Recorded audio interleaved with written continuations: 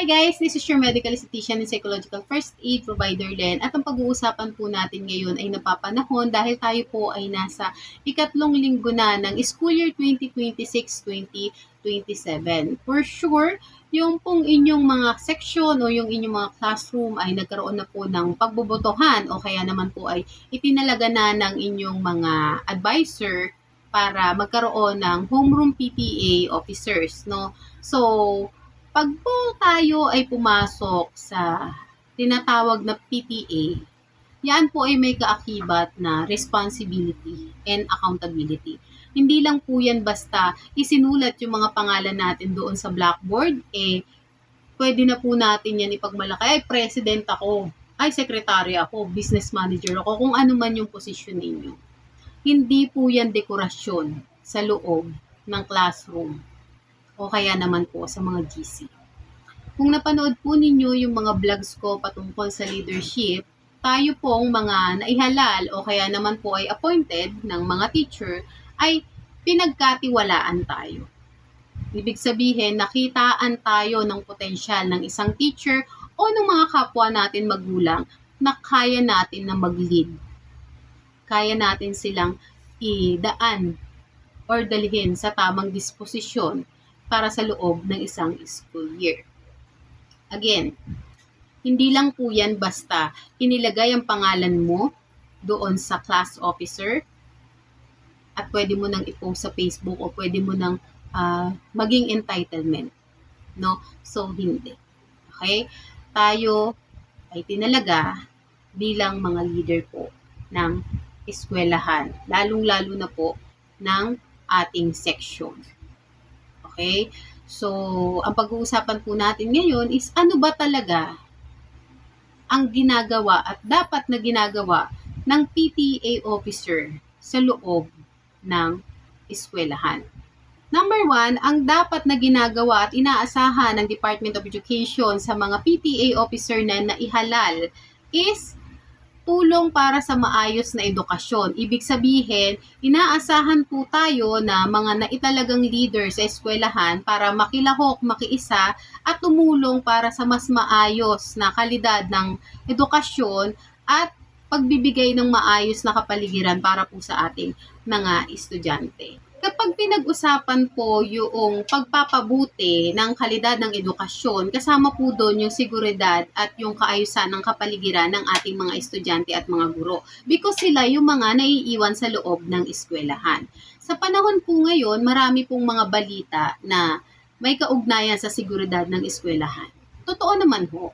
Kung iisa-isahin ng mga gwardiya natin yan, kahit pa 10 gwardiya yan sa loob ng isang gate, no, or sa entrance gate, hindi nila kayang i-handle kung ilan yung population ng ating eskwelahan. So, may mga pagkakataon din, yung mga PTA officer is talagang hindi na nila pinapapasok yung mga magulang. Pero nagkakaroon ng conflict because marami din pong mga magulang na talagang hindi ganun katiwala doon sa sistema ng PTA. Ibig sabihin, paano ko masisiguradong nakapasok na ng classroom yung anak ko? Paano ko masisiguradong ligtas yan kung hindi ko siya ihahatid doon sa harapan ng kanyang classroom? Because totoo naman po, merong mga estudyante na kahit matino ang ating mga anak, meron talagang mga estudyante na magugulo. Okay? So, nagkakaroon ng conflict doon na yung mga PTA ayaw nilang papasukin yung mga magulang. So, pagka nagalit yung mga magulang, hindi rin naman nila kayang i-handle. So, mapag-uusapan din po natin yung mga function ng mga PTA officers, yung kanilang mga positioning, at kung sino ba yung gumagawa ng mga policies, no? So, yung policy maker pagdating po sa mga PTA officers. So, number 2 po, ang inaasahan sa atin ng Department of Education at ng ating mga paaralan ay ang pagiging tulay sa komunikasyon sa pagitan ng mga magulang, guro at pamunuan ng eskwelahan upang matugunan po yung mga pangangailangan sa loob ng eskwelahan at ganun din po doon sa loob ng ating mga classroom or yung ating mga section ng mga anak natin. Ano? So, napakahalagang bagay po na malaman ng lahat ng mga magulang na ang PTA po, sila po ang advocate ng mga magulang. Hindi po sila advocate ng mga teacher. Because yung mga teachers po, meron silang sarili nilang teachers organization. Sila doon sa eskwelahan, magkakilala mga teacher po. Ang PTA po, advocate po talaga kayo or tayo ng mga kapwa natin magulang. Ang masakit mo, maraming PTA officer na talagang para lang ma-please yung mga teacher kahit hindi na maayos at wala na sa ayos yung sinasabi ginagawa at pinai-implement, doon pa rin sila sumusunod sa teacher. Binoto kayo, nakalagay kayo dyan sa posisyon ninyo, dapat alam ninyo kung ano yung accountability and responsibility ninyo at kung kanino kayo dapat advocate. Meron din naman kasi tamang sip-sip lang, tamang bida lang. Mas gusto ko na para sa susunod na grade, makakapili ako kung sino magiging teacher ng anak ko. May mga ganun. At yon ang kadalasang problema sa mga PTA, no? So, hindi lang po sa isang eskwelahan, sa lahat ng eskwelahan. Maraming pumuposisyon, pero ayaw naman nila nung accountability and responsibilities. So muli, pinapaalala ko, ang PTA ay inaasahan ng Department of Education para maging tulay sa pagitan ng mga magulang, guro at pamunuan. So halimbawa, ikaw ay PTA officer, may lumapit sa'yo, nanghihingi ng ganitong report, nanghihingi ng ganitong details, huwag nyo pong ituturo, pumunta na lang kayo sa opisina, doon na lang kayo magtanong. Pumunta ka na lang doon sa teacher na yun, doon ka na lang magtanong. Hindi ganun ang proper na dapat ninyong ginagawa. Dapat ninyong ginagawa kayo yung maging tulay, maging bridge, mag-bridging kayo. Na okay ma'am, sige po, ano pong pangalan nyo, ano pong number nyo, anong grade ninyo, sinong teacher ninyo. Isulat ninyo sa papel kung kinakailangan, isulat ninyo sa logbook kung kinakailangan, aksyonan ninyo, puntahan ninyo yung concern. Tapos, tanungin ninyo lahat ng details and then balikan ninyo yung tao. Kung hindi naman kaya ng ganon, diretso pumunta kayo doon sa concern. Hindi yung pumunta ka na lang doon ka magtanong kasi hindi naman namin alam yan. Pakialam namin dyan. Bakit ka nasa PTA? Simple as that. Okay? Number 3, pag-organisa ng mga gawain o yung pakikilahok at pangunguna doon po sa mga gawaing pampaaralan katulad ng brigada eskwela, seminars, sport fest, feeding program, and cleanup drive.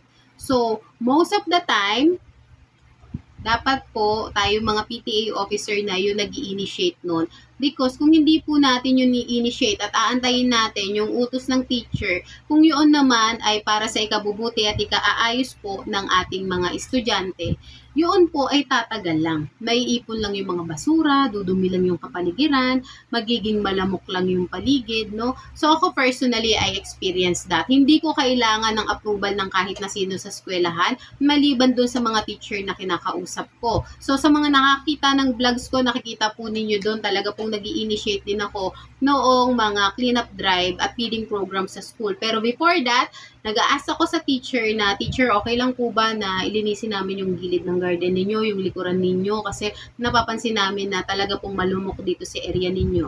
Teacher, okay lang po ba na mag-feeding program, masama yung mga estudyante ninyo or yung classroom po ninyo or yung section ninyo sa feeding program, even though hindi naman ako elected as PTA officer. Pero, hindi naman kasi natin kailangan ng posisyon para makatulong sa eskwelahan.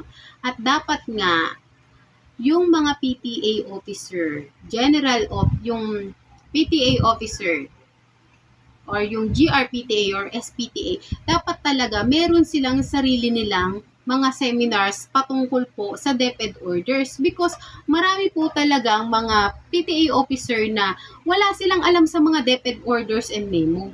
Wala silang alam tungkol sa anti-bullying. Minsan pa nga, yung mga PTA ang magugulo. Sila pa yung pinaka-pasaway sa eskwelahan at nakakahiyang bagay. Na imbis na kayo ang nakakatulong sa eskwelahan, kayo pa yung nagiging cause ng problema at kahihiyan ng eskwelahan. Diba? So, meron akong mga nakita, PTA nag-away. Diba? Parang, teka muna, kayo ang leader, tapos kayo makikita namin nag-aaway.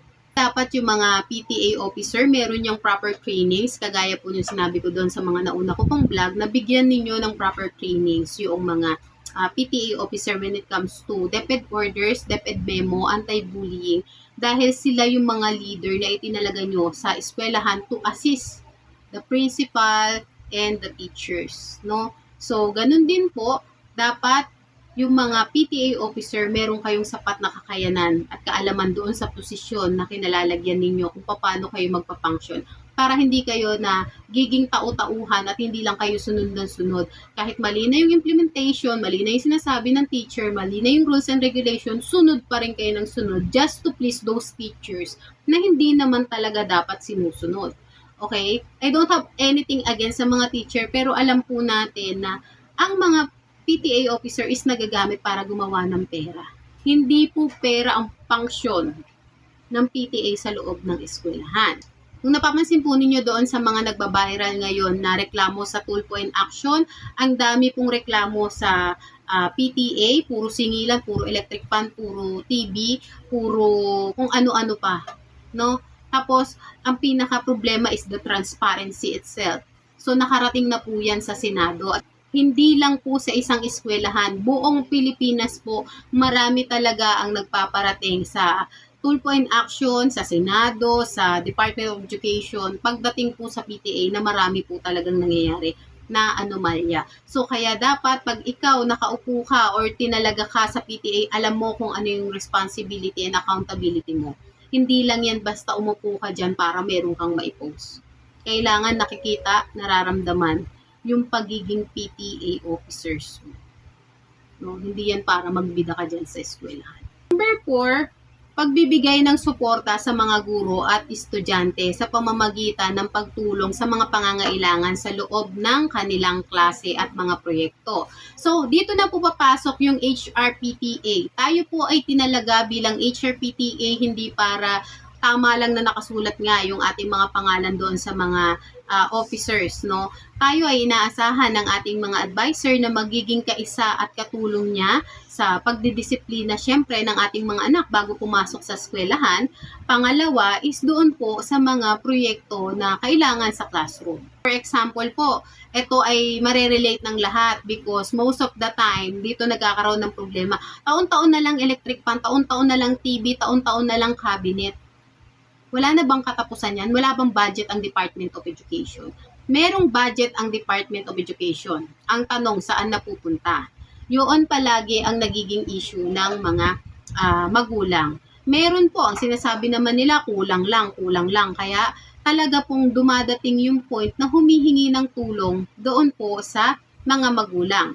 So ako, ang ginawa ko bilang na appoint ako ng aming advisor na presidente sa section namin. So, before that, tinanong ko yung teacher, Sir, okay lang ba sa'yo magre-release ako ng document for deed of donation? Because base po sa Omnibus Guideline for PTA, kailangan po lahat po ng actions po natin is voluntary. Yung donation or yung contribution. At yun po ay nag-agree doon po sa General Assembly o kaya naman po doon sa orientation sa classroom, no? So, sinabi ko kay teacher na, teacher, magre-release ako ng deed of donation document para yun po yung babasahin, papapirmahan natin sa mga magulang. Kung pipirmahan nila at magbibigay sila ng donation, maraming salamat. Kung hindi naman at sa ibang pamamaraan sila tutulong sa classroom natin, tanggapin po natin. So, bukod doon, meron pang isang president ng grade 5 ang humingi sa akin ng tulong para din dun sa deed of donation. So, binigyan ko din siya noon at yun din yung pinakita niya sa kanyang teacher. And yung teacher naman niya is nag-agree din na okay, good to, tama to. Also dun sa aking mga kapwa parents dun sa section namin. So, at pagkatapos noon, yung transparency noon, nung binigay nila, binibigyan ko din sila ng resibo. Nire-releasean ko sila ng resibo. Okay? So, binigyan ko sila ng deed of donation. Pinirmahan nila, nagbigay sila ng contribution na pusa at bukal sa kalooban nila yung kanilang pagbibigay. At the same time, nung natanggap ko yung kanilang donation is nireleasean ko sila ng resibo, pirmado ko po siya as president po nila. No? So, hindi pumirma yung teacher, ako yung pumirma because ako yung nag-release ng deed of donation sa kanila. So, yun po yung function natin as HRPTA. Natulungan po natin yung ating teacher sa lahat ng pangangailangan doon sa classroom natin at doon po sa mga proyekto na makakatulong din po sa ating mga estudyante. Number 5, pangangalap ng pondo sa pamamagitan ng legal at transparent base dun po sa rules and regulation ng Department of Education. Ito ang isa sa mga malalaking issue. Legal nga yung fundraising, pero walang transparency. Diretsahan tayo. Yun ang pinaka naging root cause kung bakit ang daming mga magulang na nagsusumbong sa tulpo at nagsusumbong po sa iba pang ahensya outside Department of Education because walang transparency. Okay, tama yung fundraising ninyo, wala kaming question dyan, pero hindi namin kailangan ng before and after picture. Ang kailangan namin at nasasaad sa Omnibus Guidelines para sa PTA is the financial statement. Kung meron po kayong mga bank account, kagaya po namin, alam po ninyo yung mga in and outs ng pera, saan napunta, anong oras, yun ang financial report. Katulad ng kahuli-hulihang sentimo, saan napunta, anong binili, saan pinaglagakan. At ang meron pong obligation niya is the auditor ng PTA. Kaya nga sinasabi ko, di ba, dapat pag umupo kayo, o kaya naman tinanggap ninyo yung pagtatalaga sa inyo or pagboto sa inyo, kailangan ready kayo na gampanan yung inyong mga tungkulin. So, okay? Again, tama yung way ng pangangalap ng pondo. Pero nagkakaproblema sa transparency kung saan napunta yung mga nakolektang pera. Last but not the least, number 6, pagpapaunlad ng paaralan. Ito po yung anything na maaaring makapag-contribute po tayo sa pagpapaganda ng pasilidad, pagtulong po sa kagandahan ng mga silid-aralan, at yung mga bagay na makakatulong sa mas maayos at mas magandang pagkatuto ng mga bata. So, katulad po ng mga nangyayari ngayon, yung ating mga security guard ba is well provided ba sila? Meron ba silang medical kit? Meron ba silang mga safety gear na kakailanganin nila para magampanan ng maayos yung kanilang trabaho bilang safety officer? Yung ating bang mga CR is malinis? Yung ating bang mga classroom ay meron ba silang sapat na ventilation? Maayos ba yung kanilang ventilation? Yun po yung mga bagay na ine-expect ng Department of Education at ng paaralan na itutulong po sa atin. So again po, wala pong sinabing koleksyon. Hindi po in-expect ng paaralan at Department of Education na gumawa tayo ng gumawa ng pera. Ang tanging nakalagay doon is pangangalap ng pondo sa pamamagitan ng legal at transparent base doon sa rules and regulation nila. So makikita nyo po yan doon sa Omnibus Guidelines for PTA at hindi naman po doon sinabi na gumawa ng pera ang SPTA. So, ayun po yung 6 na ine-expect ng Department of Education at ng mga paaralan na dapat ginagawa ng PTA bilang tayo po ay naitalaga na mga leaders doon sa loob ng eskwelahan. So, palagi nyo pong tatandaan, sa leadership, palagi po yan package. Leadership is a package. Dapat meron tayo ng 4. Accountability, responsibility, power, and authority. Hindi pwede na accountability and responsibility lang. Hindi rin pwede na power and authority lang. Magkakaiba yung 4 na yan. Pero kapag nasa leadership ka, kung napanood ninyo yung vlog ko, dapat yung 4 na yan, meron ka. Again, huwag kayong uupo sa isang posisyon sa PTA, homeroom PTA, general PTA, SPTA, kung ang purpose nyo lang is para sa sarili nyong gain. Para lang makilala kayo ng mga teacher. Hindi nyo ba alam, pag umalis kayo ng elementary, hindi na kayo kilala niyang mga yan. Makakalimutan na kayo ng mga yan, maliban kung meron kayong magandang significant na nagawa talaga para sa eskwelahan. At ang PTA officer, hindi po yan dapat nagiging sunod-sunuran lang. I hope nauunawaan po ng lahat na ang pagtanggap po ng isang posisyon or ng isang responsibilidad bilang PTA officer is hindi lang po yan para mailagay yung pangalan nyo doon sa list of officer. O kaya naman mas makilala kayo sa eskwelahan. Hindi po. Dahil magkakatalo-talo tayo kung ano yung resulta ng pagiging leader mo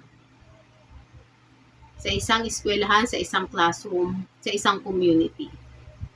Because being PTA officer is being a leader sa lugar kung saan tayo binigyan ng posisyon. Again, kailangan makita yung magandang resulta ng pagiging PTA officer natin. Hindi dahil para gamitin mo yon sa sarili mong gain, para makilala ka sa eskwelahan, para makilala ka ng mga teacher, para feeling close kayo ng mga teacher, kahit mali na ang sinasabi at ginagawa at implementation, rules and regulations, susunod ka lang. No. Ang isang leader dapat kaya mong tumayo sa sarili mong paa at sa sarili mong paninindigan base sa rules and regulation ng Department of Education. Hindi tayo PTA para i-please ang kung sinong teacher. PTA officer tayo para tulungan yung mga bata at itama ang maling kalakaran at tulungan yung mga guro. Yun po siya. Again, ang tama ay tama, ang mali ay mali. Mas maganda na ang isang leader is kaya niyang dalhin yung kanyang mga nasasakupan sa tama at mabuting posisyon. At kaya niyang magbigay ng significance at pagbabago sa lugar kung nasan siya at during the time na siya ay nakaupo.